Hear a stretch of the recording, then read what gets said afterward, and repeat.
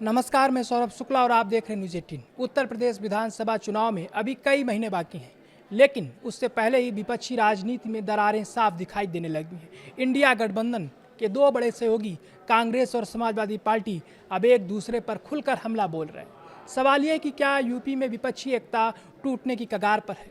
क्या 2027 की लड़ाई से पहले ही गठबंधन कमजोर पड़ रहा है? और आखिर इमरान मसूद के तीखे बयान के क्या राजनीतिक मायने? आइए समझते हैं पूरी खबर में। उत्तर प्रदेश की राजनीति में कांग्रेस और समाजवादी पार्टी के रिश्ते एक बार फिर तनाव के दौर से गुजर रहे हैं।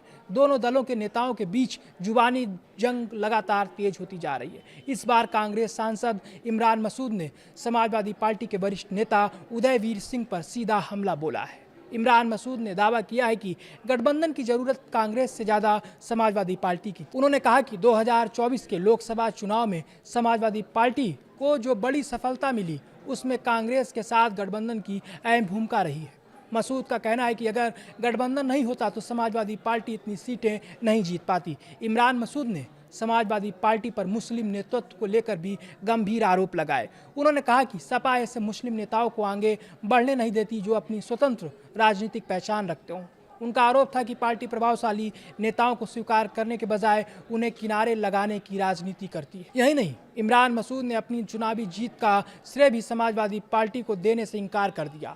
उन्होंने कहा कि वे राहुल गांधी और प्रियंका गांधी के नेतृत्व और कांग्रेस कार्यकर्ताओं की मेहनत की वजह से चुनाव जीते हैं। उन्होंने यह भी कहा कि गठबंधन के दौरान भी उन्होंने समाजवादी पार्टी के लिए प्रचार नहीं किया। अब जरा इस विवाद की दूसरी तरफ ही नजर डालते हैं। समाजवादी पार्टी के पूर्व एमएलसी उदयवीर सिंह ने इससे पहले इमरान मसूद पर निशाना साधते हुए कहा था कि वे अखिलेश यादव की तरह संगठन के राष्ट्रीय नेता नहीं हैं।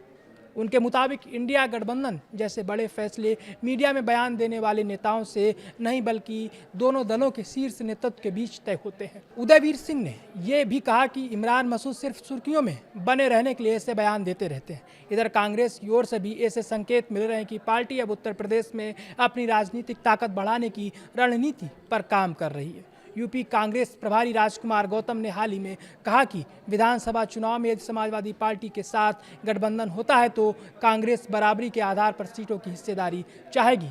इस बयान को राजनीतिक गलियारों में बड़े संदेश के तौर पर देखा गया।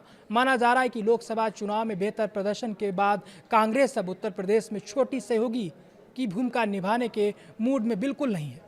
दूसरी ओर समाजवादी पार्टी प्रमुख अखिलेश यादव पहले ही कांग्रेस को बड़ा दिल दिखाने की सलाह दे चुके हैं। राजनीतिक विश्लेषज्ञों का मानना है कि यह बयान सीट बंटवारे को लेकर समाजवादी पार्टी की रणनीति का हिस्सा हो सकता है।